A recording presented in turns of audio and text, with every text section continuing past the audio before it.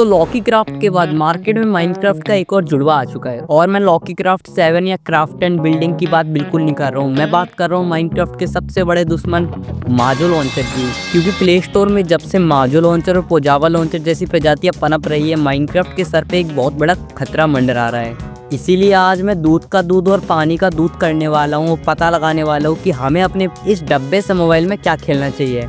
तो सबसे पहले हम बात करने वाले हैं कि मेरे इस डब्बे से मोबाइल में अपनी शक्ल सबसे पहले कौन दिखाता है। तो सबसे पहले हम बात कर लेते हैं माइनक्राफ्ट की, क्योंकि माजो लॉन्चर मेरे मोबाइल की 500 MB खाने के बाद ही अपनी शक्ल दिखाएगा। तो मैंने माइनक्राफ्ट ऑन कर दिया है। अब आप लोगों को देखना है कि माइनक्राफ्ट अपनी शक्ल दिखाने में कितना टाइम लेती है।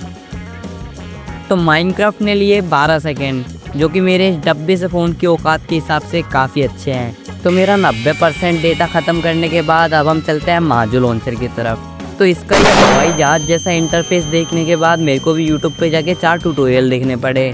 तो ट्यूटोरियल देखने के बाद मैं गेम को स्टार्ट करता हूँ।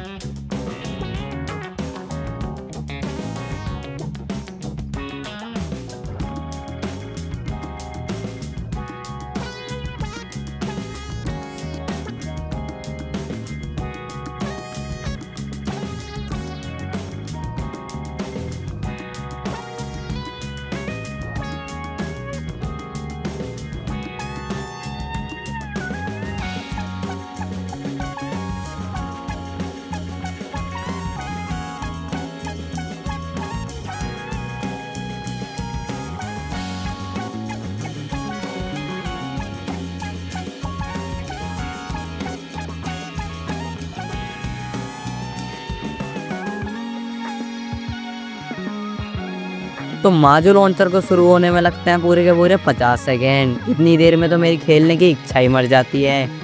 तो यहाँ पे साफ एक पॉइंट जाता है माइनक्राफ्ट को।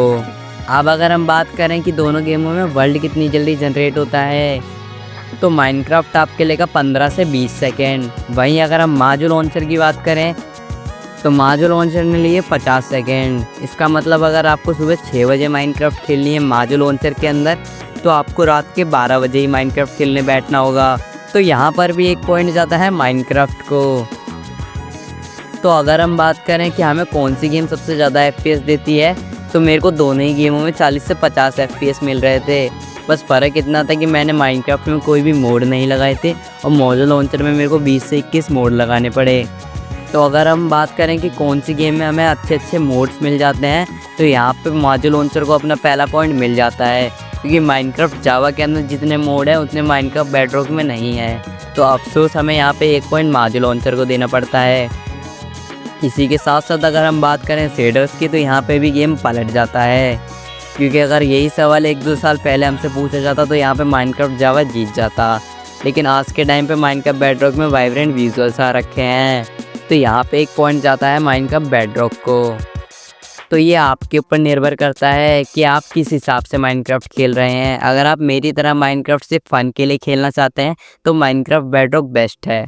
लेकिन अगर आप एक क्रिएटर हैं और कंटेंट क्रिएट करते हैं माइनक्राफ्ट के रिलेटेड, तो आपको एक बार माइनक्राफ्ट जावा ज़रूर ट्राई करना चाहिए। क्योंकि उसके अंदर बहुत सारे मोड्स हैं, जैसे रिप्ले मोड, जो कि आपको अपनी वीडियो बनाने में काफ़ी हेल्प देंगे।